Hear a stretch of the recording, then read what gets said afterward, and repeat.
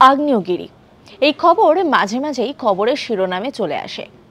কোথাও হঠাৎ করে একটা মৃতপ্রায় আগ্নেয়গিরি জ্বলে ওঠে, জীবন্ত হয়ে ওঠে, আর তখন তার সেই ভয়াল রূপ দেখে রীতিমতো আতঙ্কিত হয়ে যান সাধারণ মানুষ। সেই খবর তো আমরা দেখি, তবে সেটা একটা অদ্ভুত ভয়ঙ্কর রকমের সুন্দর।